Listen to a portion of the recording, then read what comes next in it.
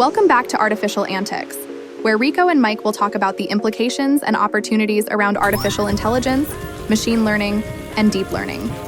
On this episode, Mike and Rico sit down with David Hirschfeld, CEO of Tekyz, for part one of a two-part series. They talk about David's AI journey, his launch-first approach for startups, and share practical tips for using AI in business. Let's jump in. Hey everybody, welcome to Artificial Antics. I'm Mike, and I'm joined with my co-host here, Rico. We've got a really exciting episode for you tonight that's near and dear to my heart. We're going to be interviewing David Hirschfeld, and David is the founder and CEO at a company called Tekyz. And what they're doing over there at Tekyz is really hyper-fast development, right? And I know folks have talked to me, especially, you've seen what I'm doing where I'm building applications sometimes in like 7 minutes. Well, David is a like-mind in this, right? And the last time we talked, he was showing me some stuff he was doing with a product called Bolt. I was showing a little bit of what I'm doing with Replit. And so we're really excited to talk to David about his AI journey and what he's doing in his businesses. So David, without further ado, let's go ahead and pass it over to you. All right. Thanks, Mike. And thanks, Rico. And great to be back. And I'm really excited to talk to you today.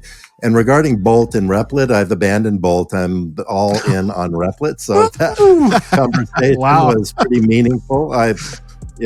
So thank you for that. Absolutely. So I've been in software development for a long time, 35 years, actually more than that. I don't really want to admit how many years. It's been so many. And I started out in enterprise. Actually, I was a physics major in college. And then from college, I went on to sales, believe it or not, from physics. My peer group kind of made me a little unnerved. If I was going to be go into graduate school in physics, then this social group, my peer group, was not people that could speak very clearly about anything other than equations. And so that kind of unnerved me. Yeah. So I ended up going into sales. And so I have that weird blend where I can talk to people about their business problems, but I also can talk very technically about things as well.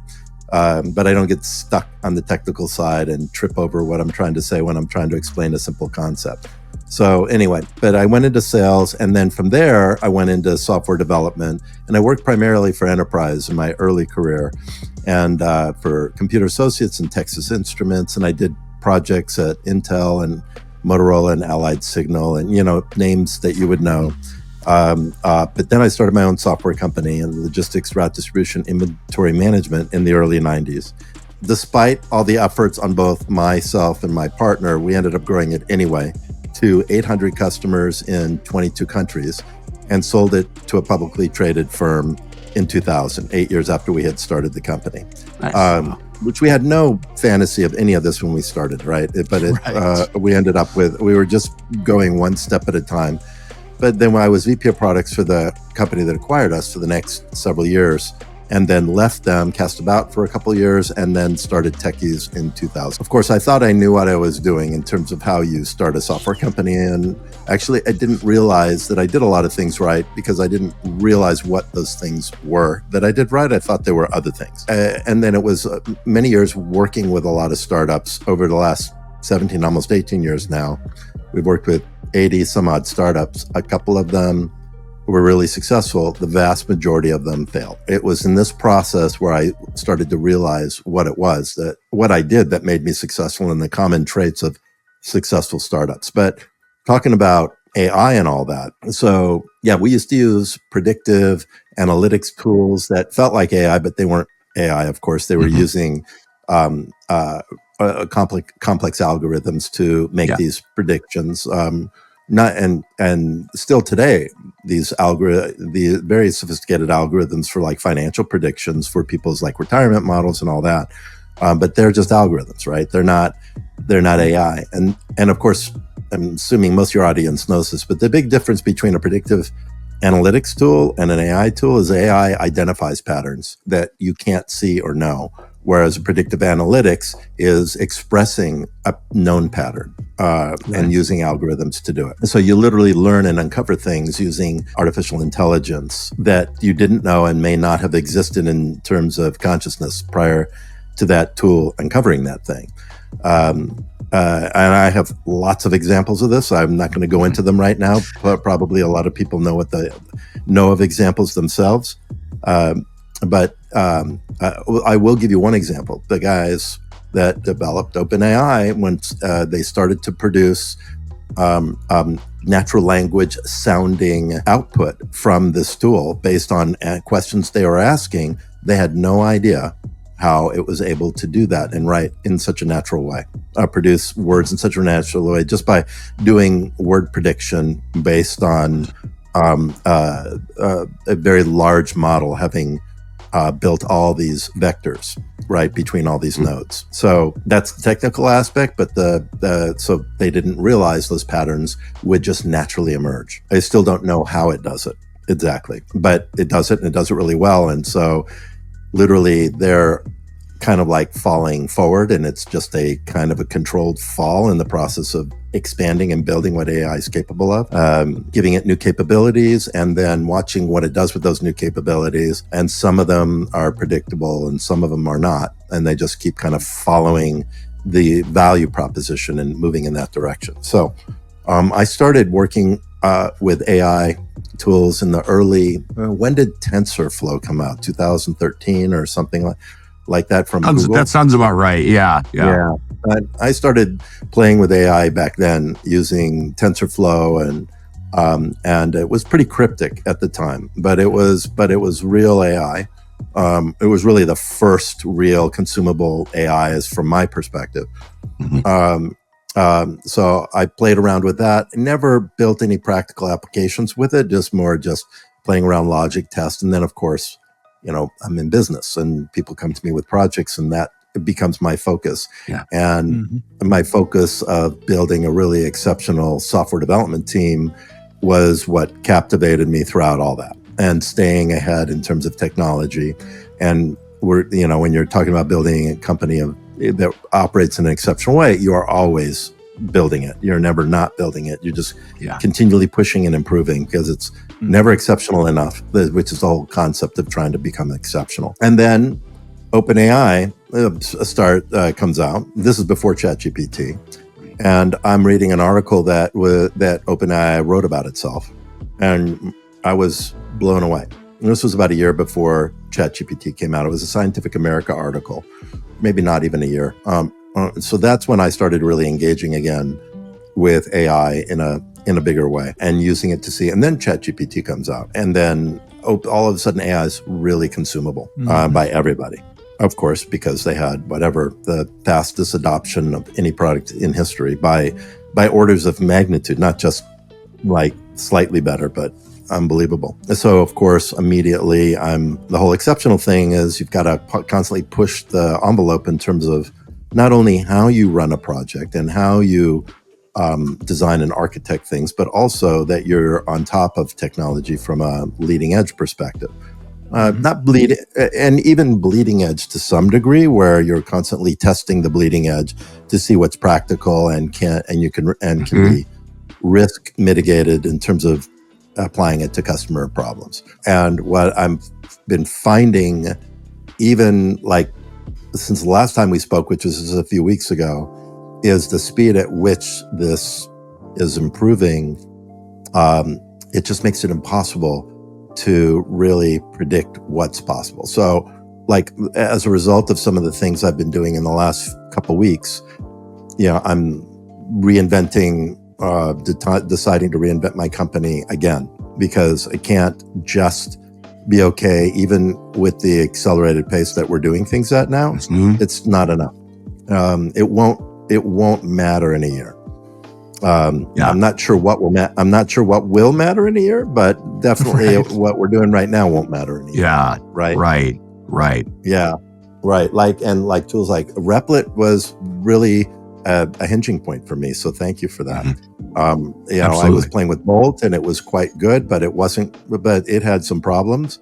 Not that Replit doesn't have problems, but it's that much better in all the ways that you told me it was.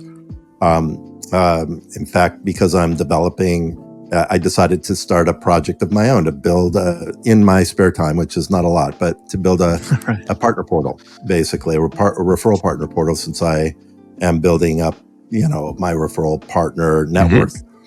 And I need a way to be able to capture all that information, and also for my referral partners to be able to log in and give me a referral partner when it's recorded and when it was given, and then a way for them to be able to monitor the status of that partner between the time they give it to them until that actually becomes potentially a client, and then how much revenue is being generated from that client for the referral partners to be able to see what fees that they've been accruing and what's been paid out. And so I started using Replit to build this, and I was doing this on my own to see how far I could get with Replit on this. And I've actually building out the whole application with this so far. That's awesome. Not scalable. It's not scalable. Right. I get that. Right. But does it need to be scalable for this app? Probably not. Not for this Probably purpose, not. no. Nope. Not for this. Yeah. And I could probably turn it into a SaaS product, which I'm actually using Replit to build out that infrastructure. Right. But again, it won't be scalable, but it really probably won't need to be scalable, at least not unless it starts to get really big adoption. And then by the time it does, I'm going to have tools to be able to generate microservices on the back end. And some of those microservices, and they'll be containerized, and some of them will run in auto-scaling environments like Lambda or Cloudflare or whatever. And I'll be able to use the tools. So the reinventing that we're in the process of doing, which I told my director of operations the day before yesterday, she was actually thinking the same way, as that we need to think, okay, what agents do we need to build? We need to be thinking about agents that will transform how we do what we're doing today. Both agents that may operate real time, as well as agents that will produce results like a microservices development agent, and maybe a workflow agent, and maybe, in terms of how these apps get strung together, and then use an AI scaffolding or infrastructure to be able to then insert the business rules and snap these pieces together and generate the user experience in the front end, and generate test scripts and implement automated testing and the quality, code quality checks and all this, right? And then automate as much of. Right. This is sort of my thinking from a reinventing perspective, what we did. We were already building some AI models, which I had mentioned last time we spoke. Internally, one for my startup methodology for the niche analysis piece, another one for estimating projects, and we're a week away from being able to see some of the fruits of that, and then we'll actually start an early a pre-launch sales campaign on that. And that one we had to build a working model before we could go out and start doing pre-launch sales. So I've kind of jumped into a startup discussion as opposed to an AI discussion there. So I'll try to stick with AI. No, you don't. You don't have to. You don't have to stick to it. Honestly, what's interesting, David, is when we talked last, I was really interested in your launch first product, and so why don't you actually tell the listeners about this? Because I've talked to a couple of people about it just at the base level of what I knew, and what you were doing there, and they were like, "Whoa." So that's a great talk about that concept. finding product market fit. Before buying the farm, right? So I think our listeners actually love to hear that. So okay, all right. Well, I'm happy to talk about. Actually, I can't help but talk about that because I work with a lot of startups, right? So launch first. So we started. First of all, how to launch first? How to figure out what launch first is today? I think it helps to explain what it is.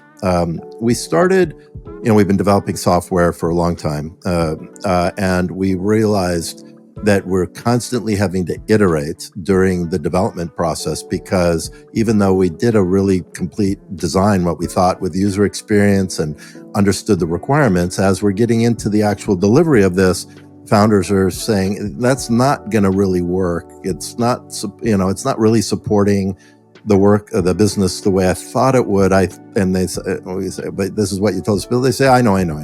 But now that I'm actually playing with it, I can see that it's not. Right. And so we spend a lot of time iterating, which drives the cost of the MVP way up. Or post MVP, whenever it was, they decided to make the changes that they realized they had to make to support the workflow, which may or may not be what they need to do to have product market fit. But that was a whole different issue, right? Anyway, so we started doing more elaborate design mock-ups until we got to a point where the design mock-ups actually were almost functional prototypes.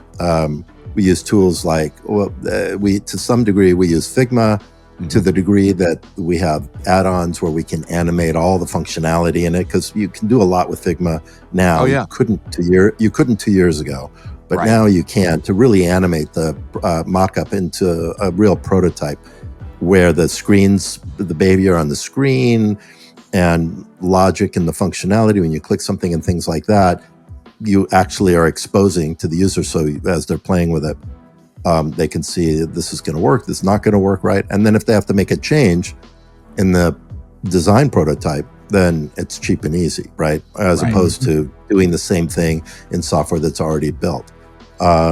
So we took these prototypes and built them out. And what we found was, by doing these really elaborate design prototypes, which take a lot longer to do, 2.5, 3 months often, to do a fully, because we don't just do the MVP version, but we do the big vision, the 2-year vision version of the prototype, because we want to make sure that the whole model holds together.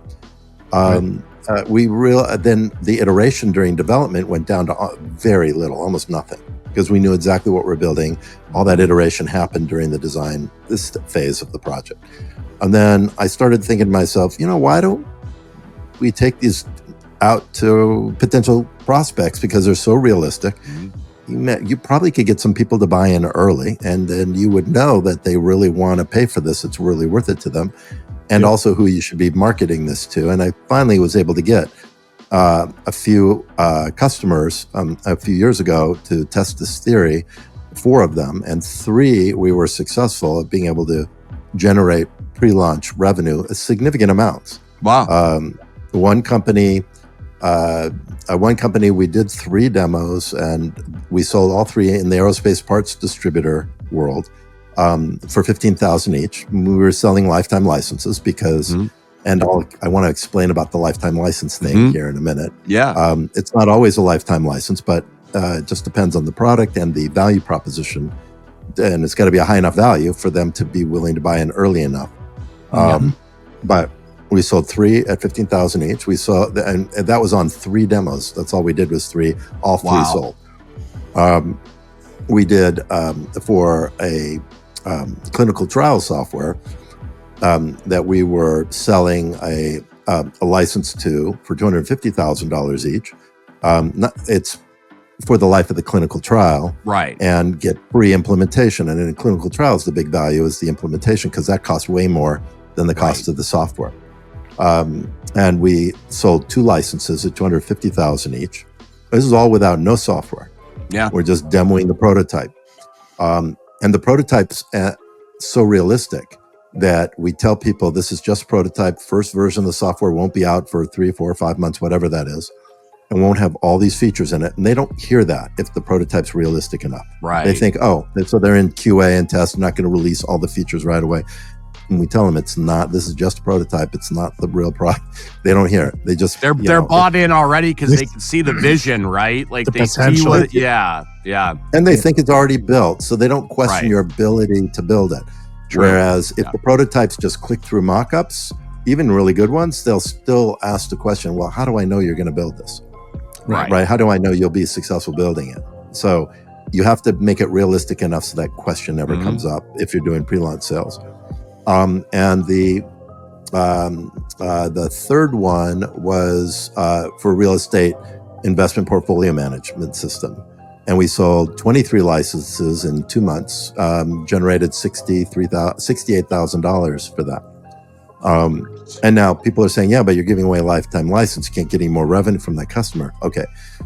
With that one, we continued to sell and generated a lot more money after those first 60 days. And so we're generating as much money as you would get from a seed investor. And we're giving away in an immeasurable fraction of a percent of the market. Yeah. Whereas with a seed investor, you're giving away 10, 15, 20% of your equity or more. And all the work you do to find that investor and sell them, and all the pitches and the pitch decks and everything you're doing, none of that is moving you forward to build your business. Whereas everything you do with Launch First is moving you forward and building your business. You're building your marketing stack, you're building your sales message, you're building your outreach campaign, right? Depending on how far you take Launch First. You've built your prototype. And when we've proven that you got a product market fit, which my definition of that means that you have achieved enough sales at a high enough closing ratio that you can prove that you've got lifetime value of your customer versus over cost of acquisition is at least 3 to 1. And that way you've got that 2x to reinvest back into the scaling and growing of your business. That's viable. You have a solidly viable business, and it can be that or more. And it could be maybe a little less than that sometimes. It's not exactly that depending on how you calculate that lifetime value. If it's a short lifetime value or really long lifetime value, but you just need that ratio. You need to know that there's profit in this business that is repeatable in the pre-launch sale.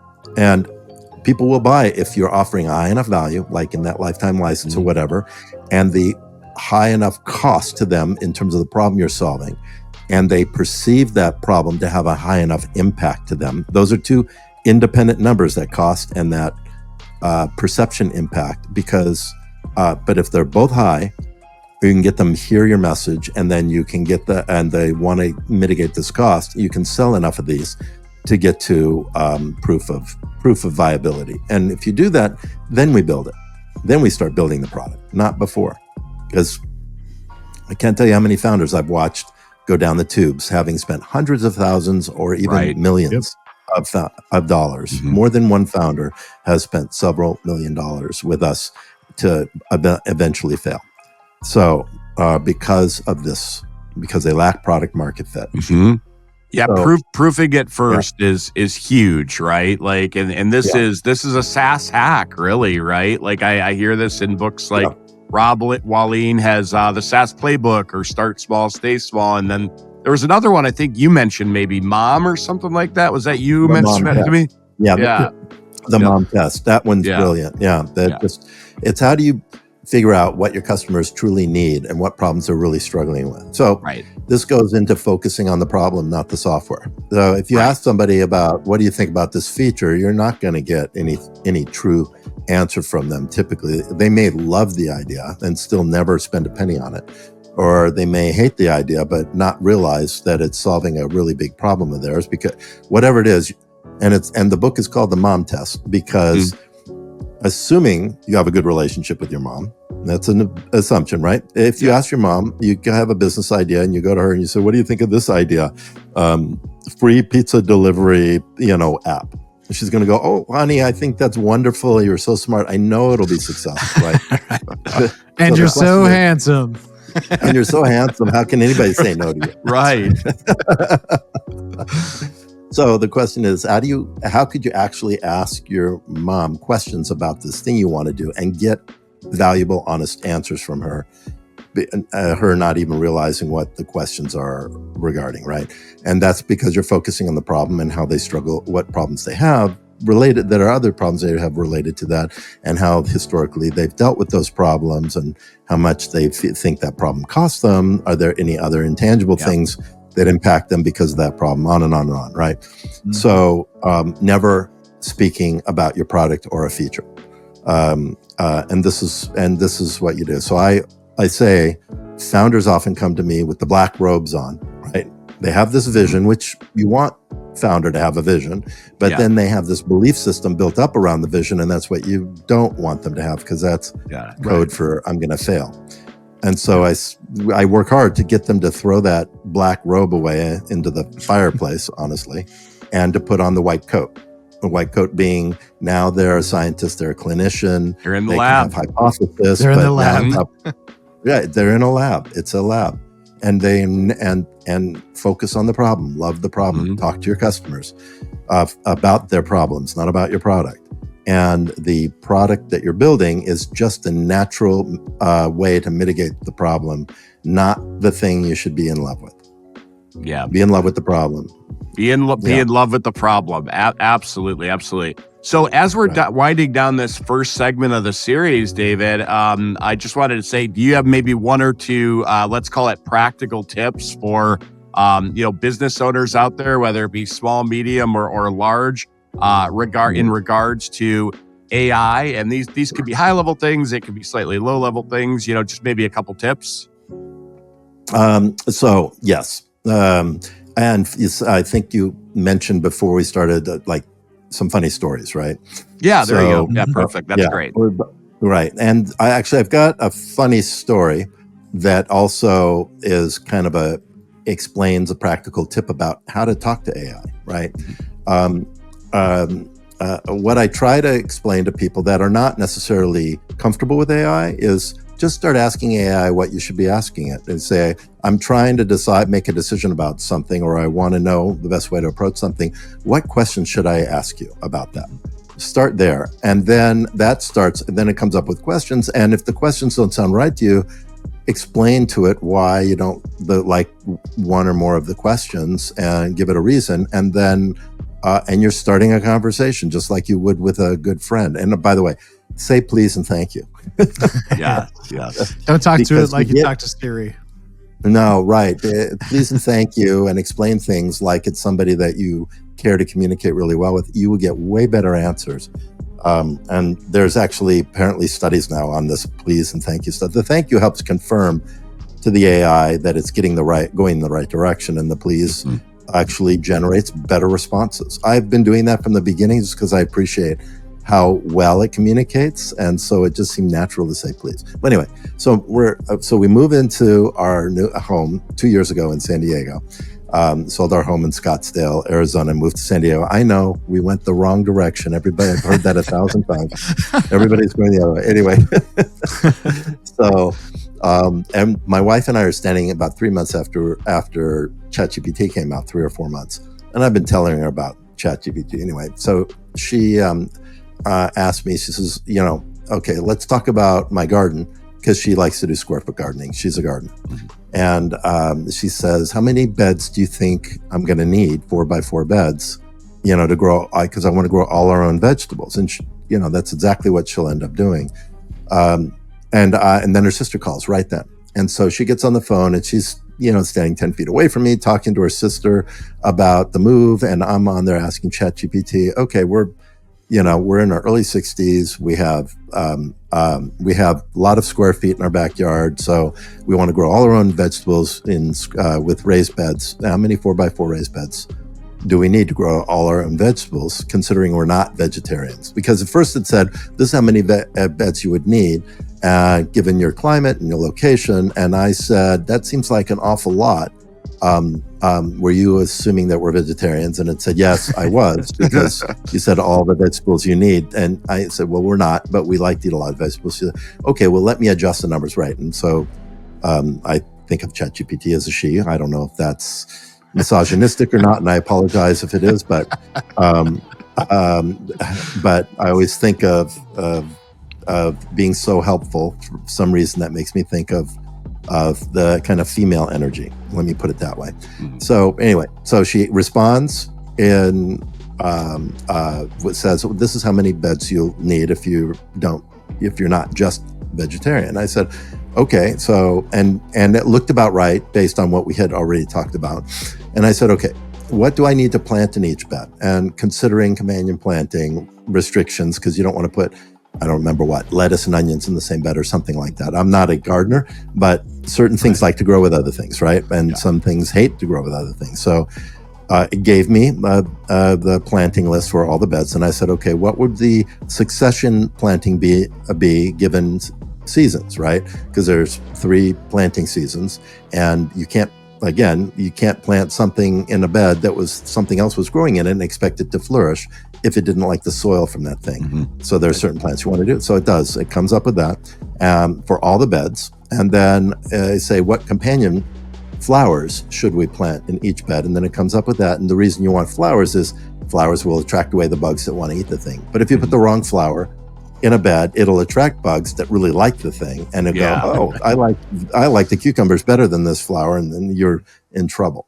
So it comes up with that. And then I said, okay, put all this in a table, in tables by bed, by season. And so it produces the whole planting plan for all our vegetables in all of these beds by season with the correct vegetables and flowers and what needs to be planted at what time of the year, given where we live. So my wife gets off the phone right about that time.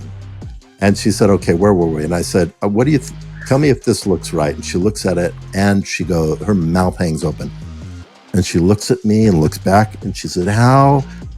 I said, ChatGPT, remember I've been talking about this. Right. That's great. And that's my coaching for anybody that wants to start to figure out how to use these tools, because you build a relationship with it, right? In terms of how you perceive this, when the context in which you perceive it, so that you know when to reach out to it, which is almost always. Agreed. Anyway, it was that's a funny story, and it happens to be a very useful one. Great. No, that's great. I love the tip, and I love the story to provide context around that too. We are going to be doing another segment with you, David, coming up soon. And we're going to be doing that, folks, on it's really the future of AI and practical, really some business tips. And we're going to have David talk about his new podcast too, which he's releasing here. With that, David, thanks for being on the show. And Rico, you want to take us out? Sure. Thanks everybody for listening, and we're looking forward to getting David back in the lab again soon and furthering our episode. So we'll see you next time. And thank you guys for the great questions, and as always, the fun conversation. Absolutely, and the tip about Replit. Yeah. Yes. Yeah, that Replit tip. I'm so happy that you were able to find that valuable.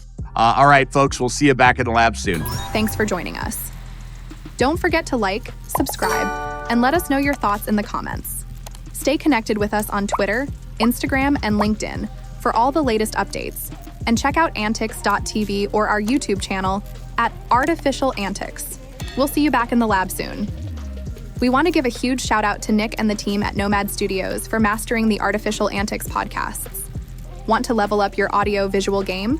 www.nomadstudios.pro.